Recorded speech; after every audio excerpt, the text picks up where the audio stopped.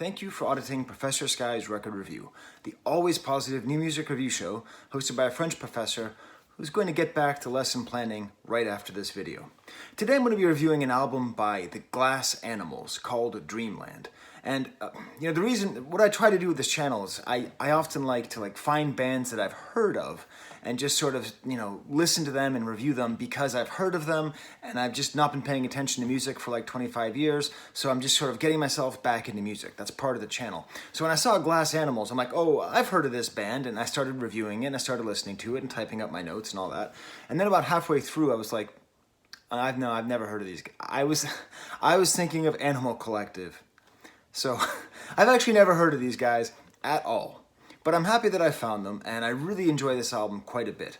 For the last couple of months, I've been working on a term that I've been developing called multi-pop, which is a big blanket term. Because there's a lot of different subgenres of pop now, which have multiple genres mixed into one, and what people tend to do is they tend to describe them. This is hip-hop pop, this is glitch pop, and they try to come up with all the different things that go into one. What I like to do, or what I'm trying to put forth, is that we should just have a blanket term for multi-pop. And bands as diverse as 21 Pilots and Imagine Dragons and Charlie XCX, they all kind of fit under here. Anything that has pop plus at least two other elements, I would say, fits into multi-pop. So this is a great multi-pop album by a very good multi-pop band. And when I was trying to figure out what kind of influences am I hearing here, the whole album is dedicated to dreams. It's all about dreams and memories, and it's a very dreamlike soundscape. The album cover is very consciously supposed to evoke kind of a dreamscape with kind of strange images and light colors and things from the singer's childhood. And so it's very consciously dreamy. And so I was thinking, oh, well, it must be dream pop, this genre that I've been listening to and paying a lot of attention to as well. But it's not at all dream pop. And so I had to realize, how is this different from Hazel English, okay? How is this different from pop music that tries to sound like a dream when this is pop music that tries to sound like a dream? And I realized it's that this album is a lot more of an emphasis on the pop than it is on the dream. And so in that way, it's not really dream pop. And it's not really indie pop either. And there's so much hip-hop production in here. It turns out the producer behind this album, the main artistic force behind this album, has also been producing hip-hop albums. That having a dreamlike album that is dreamy and poppy and hip-hoppy is what makes this a fascinating album that I don't think you've heard anything like before. That's what gives it its strength, is that it manages to do all those multi-pop things at once. It manages to be dreamlike, pop, and hip-hop all at once. When it's bad, and at times it's not bad, but this is the thing. If you want to listen to this album and be unkind to it, okay, which you might want to, okay, you might want to be unkind to this album. It's so poppy. It's very easy to be unkind to pop music, right? It veers into the worst of all multi-pop arts, the darkest of the dark arts of multi-pop, Maroon 5. At times, the singer sings in falsetto. He has a kind of affected, knowing, intentionally dorky, seductive voice that reminds me of Adam Levine from Maroon 5. And at times, the mixing of genres, it never goes full Maroon 5. But it's on the border at sometimes. So I would say, listen to this album, but be prepared for the fact that at times it might remind you of that. Instead, though, I think the more kind way of looking at it, and the words that kept on popping up in my head, was it reminded me a lot of The Weeknd in a way. Just in the fact that it's very catchy, it's very poppy, it's also very hip-hop influenced and kind of soul influenced, and it has that kind of feeling, except it's not negative, it's not depressing. This album does not make you want to kill yourself and then press a button that kills everybody else in the world, which is how I feel listening to The Weeknd. So if you can kind of put yourself as like a good Maroon 5 or a happy Weeknd, kind of in between there, mixed in with some Dreamland, that's what we have.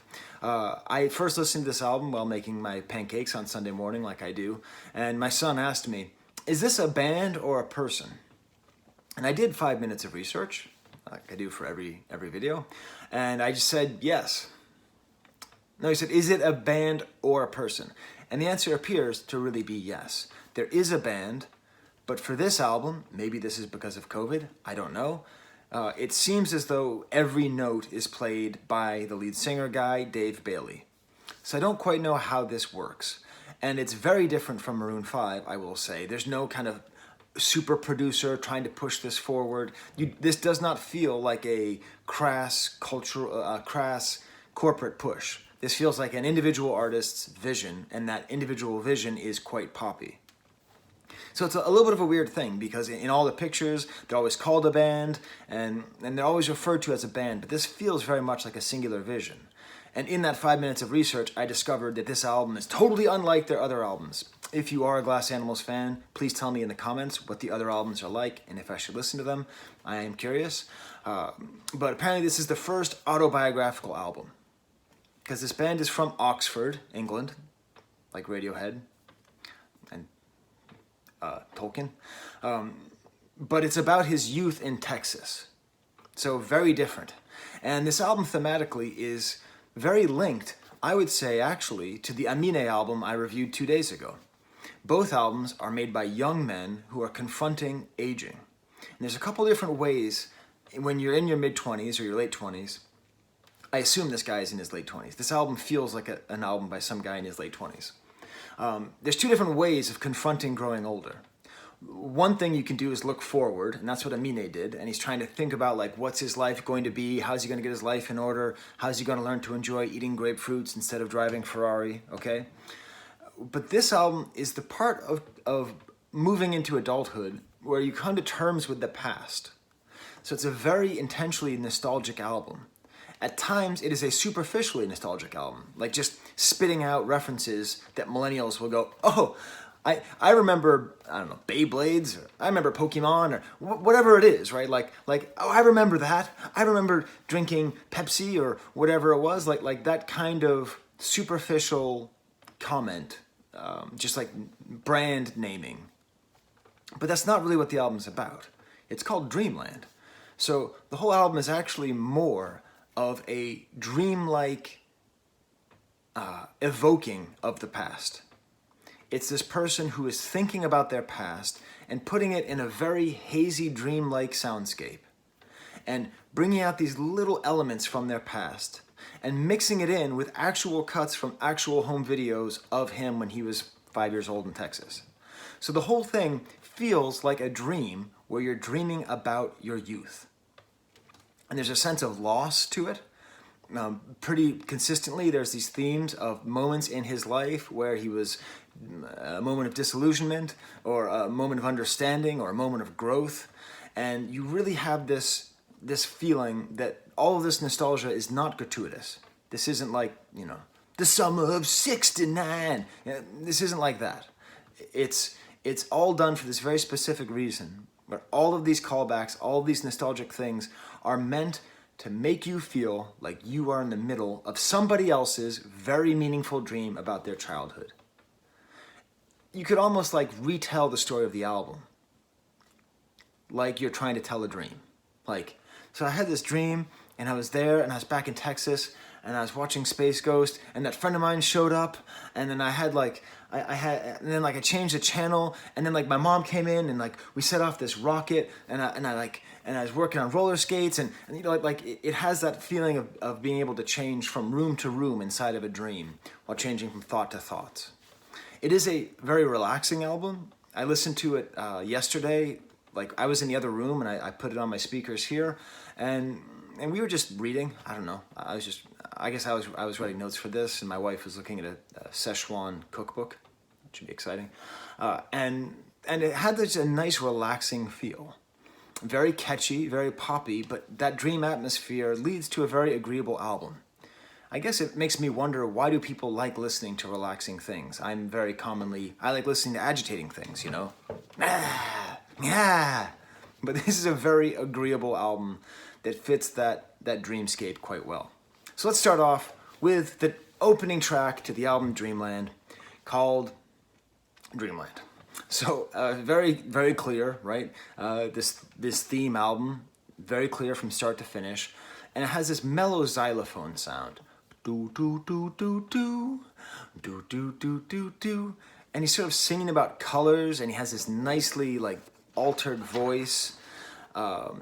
In the notes that I read, he said that this is like a table of contents to the whole album, and it really does feel that way. Excuse my computer making noises. Like the chorus, the lyrics are pulling down back streets deep in your head, slipping through a dreamland like a tourist. And that's what we're doing for this whole album. I don't know who Dave Bailey is. I've never listened to him. I thought he was that guy from Animal Collective when I was listening to this album for the first time. Panda Bear? I think it's Panda Bear. I thought this was a Panda Bear. I tell you, memory is a weird thing. The way you connect words is very strange. So I don't know who this guy is, but I feel like I know him a little bit here, just through this album, pulling down back streets deep in your head, slipping through dreamland like a tourist. A tourist? Are dreams not a tourist visit to your own brain? What is this? Philosophy 303? Okay. The final lyrics of this song are very meta, and this is where part of the intention of the album comes clear. These are the exact lyrics. Oh, it's 2020, so it's time to change that. So go make an album and call it Dreamland. So that's what they did. You know, the album begins with the person saying, I'm going to make an album. Very Proustian, actually. The whole thing of Proust ends, the 900-page cycle ends with someone saying, I'm going to write a book. And that's the book you just read. The next track is Tangerine. It's a little bit too poppy. The voice is a little bit altered. You know, there's like a millennial optimism in the voice. And I hate to say it, but it is true, right? Like Generation Xers, music of the 90s, there's a downtrodden, like the voice is very disaffected. Whereas with singers who are very millennial, like Hippocampus, a group I like very much, this has that kind of feel to it, like a very hopeful, happy, upbeat way of singing, which is not to say that every person in the generation sings like that, but that is a trait which I don't think would have worked when I was his age, right? Lyrically, this is a lot like Stressed Out by 21 Pilots. It's kind of about like things are about money now. The thing that Glass Animals does so well is they write great choruses. Very, very, very catchy choruses. But they're not the kind of chorus where you hear them the first time and you go, oh, that's catchy. I get that. This is gonna be, yummy, yummy, yummy. I got love in my tummy. I feel like loving you. Right? It's not like that. They're very deeply catchy. Like they're well written, they're not simple, they're complex choruses, and they repeat them, and they repeat them, and then they take a little break, and then at the end they repeat them one more time. And that one more time, you know it's a good chorus when you go, I'm so happy they played it again. I was starting to miss that chorus. Every single chorus on this album is like, you get attached to it, and you're like, I just hope I can hear it one more time before they go to the next song. And they always play it one more time.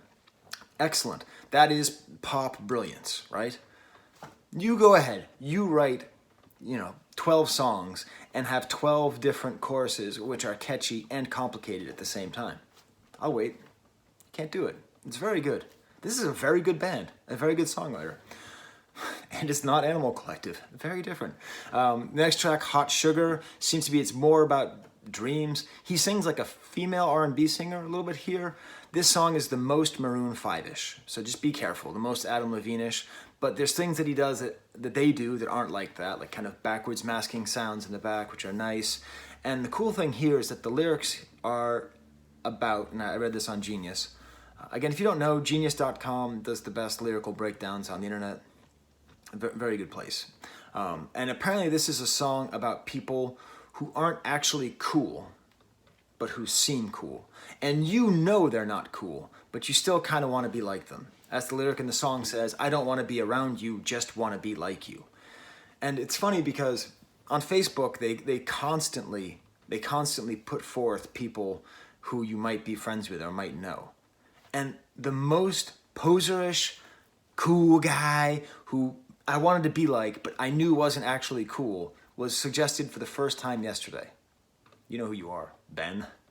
But it's kind of funny because, like, I'm happy this song exists because there's a lot of guys And a lot of girls like that, where you're like, oh, they're so cool. I mean, I know they're not cool, but other people probably think they're cool. But are we all just pretending that they're cool? Ben? You look like Beck, but you're not as cool as him. Ben? Okay. Actually, Ben was a cool guy, now that I think about it. He actually, was he a cool guy? I don't know. He was funny to me.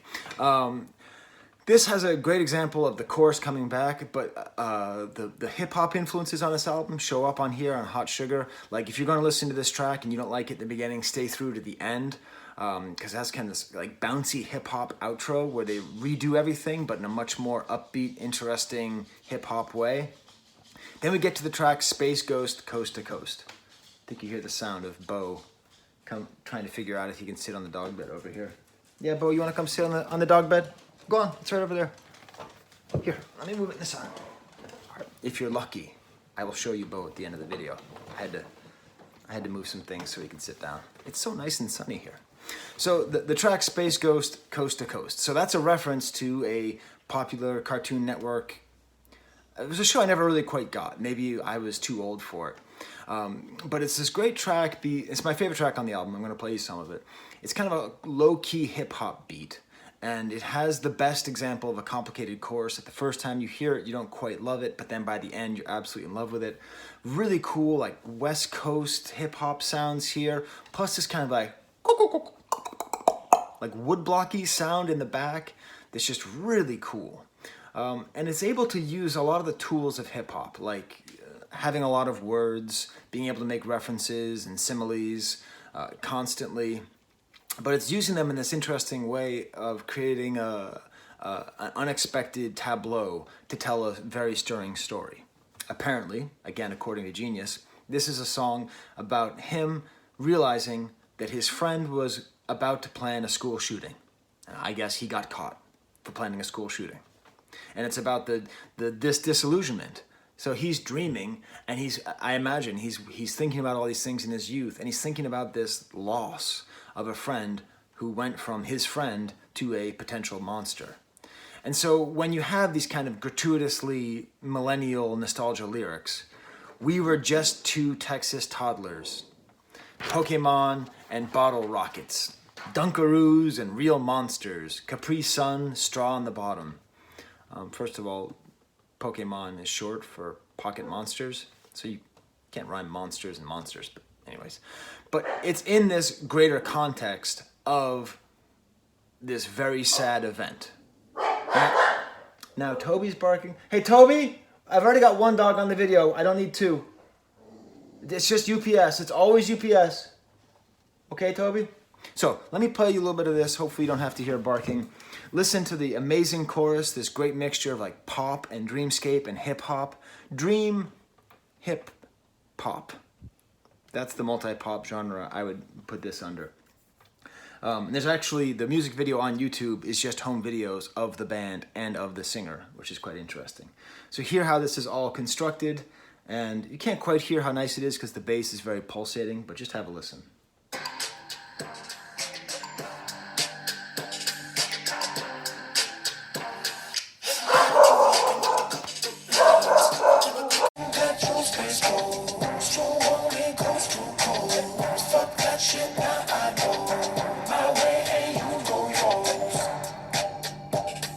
Hope you heard what I heard in that track. Just really nice, interesting construction. You heard that in the background, the references to Hot Pockets and all this, but also about the loss of a friend.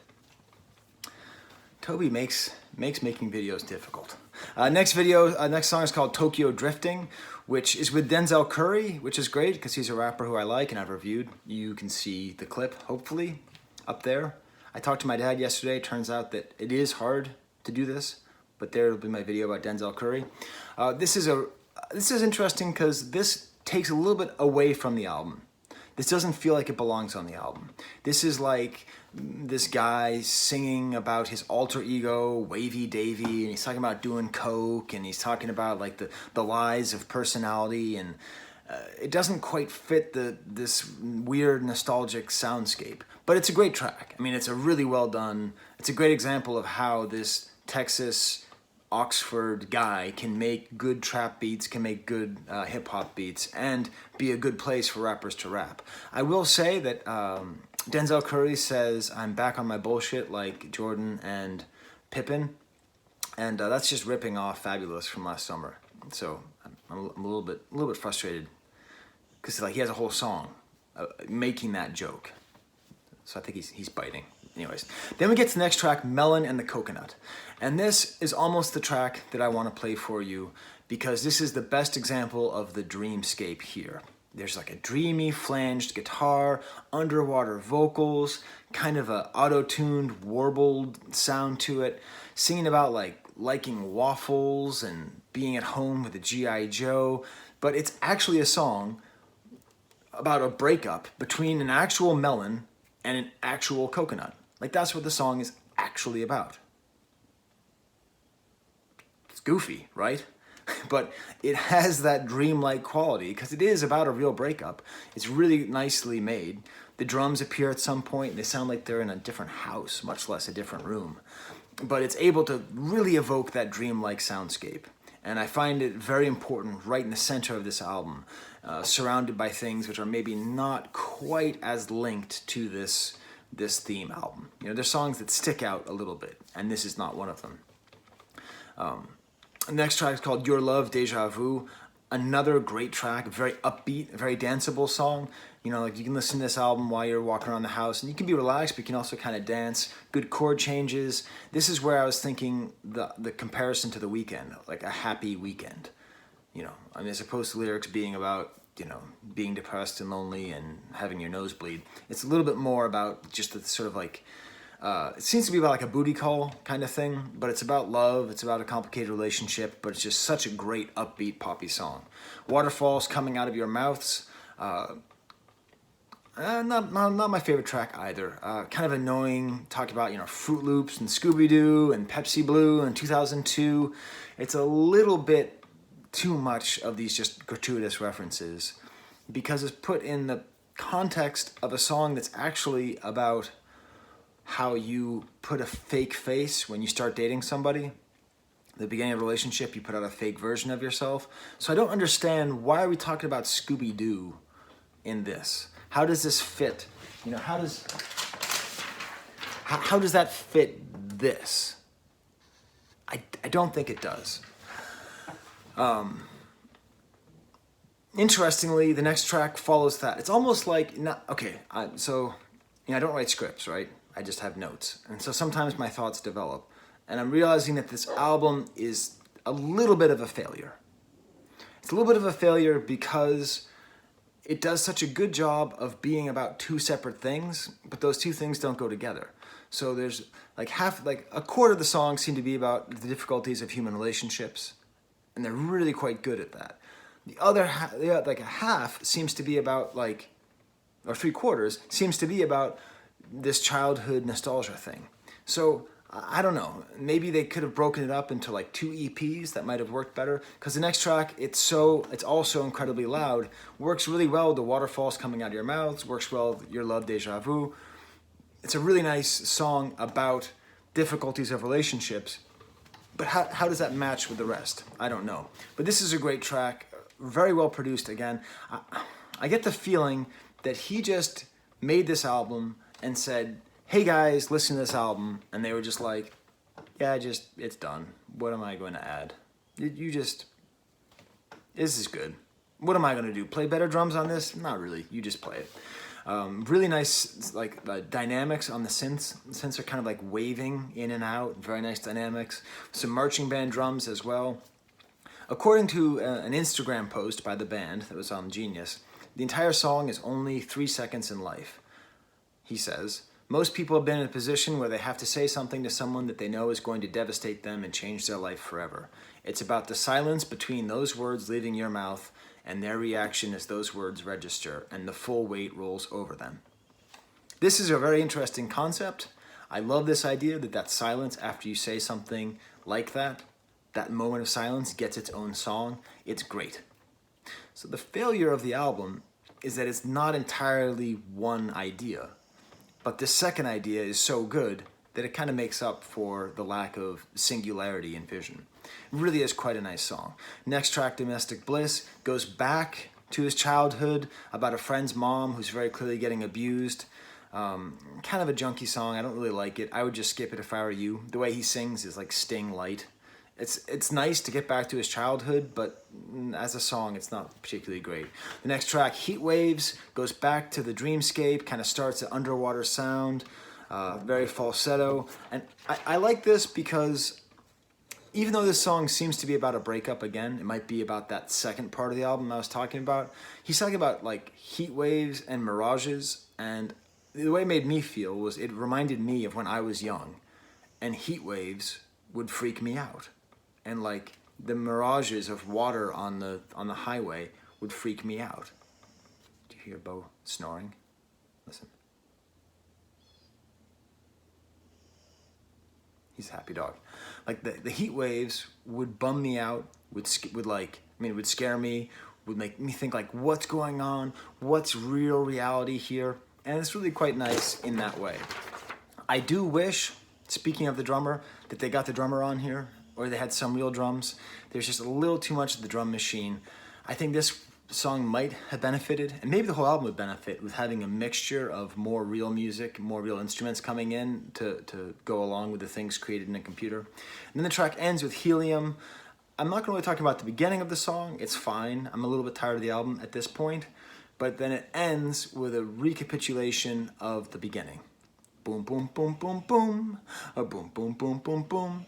And it's very well done, and it gives this unified feeling that you're still in this dream, and you've gone to these different places, and you're inside of David Bailey's head, Wavy Davy Bailey's head, and you're trying to see what's there and make sense of it all. So, there you go. There is the album. There's Bo. Bo, you want to say hi? Are you a happy boy, Bobo? Toby gets all the love, doesn't he? Doesn't Toby get all the love? You're a good boy. Yeah. Nice in the sun. Okay. Well then, for Bobo, for Toby, and for the poor UPS delivery woman, there's the camera.